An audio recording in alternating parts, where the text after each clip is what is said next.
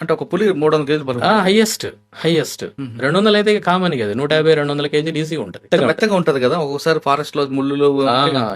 Correct చెప్పారు. ఇక్కడ ఏంటంటే ఇలా మెత్తగా ఉంటుంది కాబట్టి అది అట్మోస్ట్ కేర్ తీసుకుంటుంది, చాలా కేర్ తీసుకుంటుంది.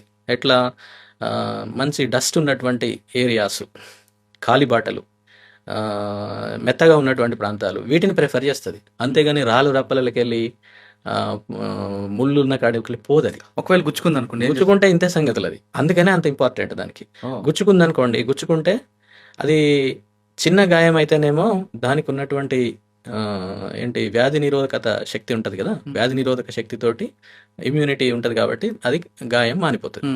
పెద్దగా అయింది అనుకోండి అది చచ్చిపోతుంది. ఇక ఎందుకు, గాయం పెద్దగా అయినప్పుడు ఆహారం సేకరించలేదు, వేట చేయలేదు కాబట్టి ఆహారం దొరకదు చచ్చిపోతుంది అంతే. అంటే ఒక ఇంజురీ అనేటువంటిది దానికి ప్రాణాంతకం కూడా అవుతుంది. అందుకని అది ఏం చేస్తుంది అంటే చాలా జాగ్రత్తగా ఉన్నటువంటి డెసిగ్నేటెడ్ ఏరియాస్, ఎప్పుడు ఉపయోగించేటువంటి ఏరియాస్, డస్ట్ ఉన్నటువంటివి, ఎలాంటి రాళ్ళు రప్పలు లేకుండా, ముళ్ళు లేకుండా, ఇలాంటి సేమ్ దీన్నే ఈ పోచర్స్ దీన్నే ఉపయోగిస్తారు. ఇదే టెక్నిక్ని వాళ్ళు ఉపయోగించుకుంటారు. వాడు ఏం చేస్తాడు, అది పోయేటువంటి దారిలో వెళ్తుంది అనుకోండి, అట్లాంటివన్నీ ఐడెంటిఫై చేస్తారు వాళ్ళు దొంగలు, పోచర్స్. కొన్ని ప్రాంతాల్లో ఉన్నారు, ఎస్పెషల్లీ నార్త్ ఇండియాలో కొన్ని. అవునండి, మనం చూసా కూడా గ్యాంగ్ ఆర్తిస్, బవేరియాస్ అని. అంటే వీళ్ళు ఒకప్పుడు ఏంటంటే అక్కడ ఉన్నటువంటి రాజులకు వాళ్ళందరికీ కూడా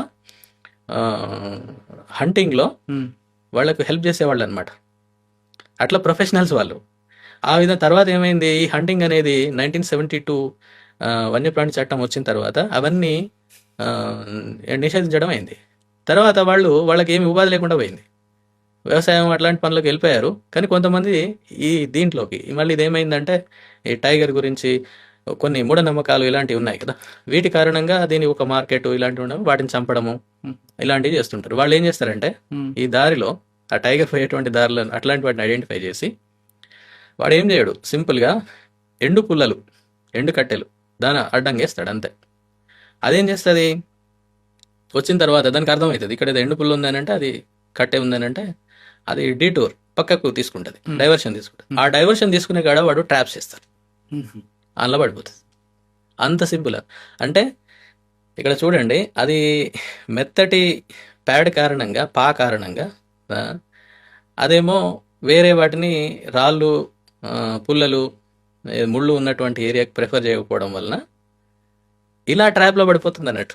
సార్ ట్రాప్లో పడింది,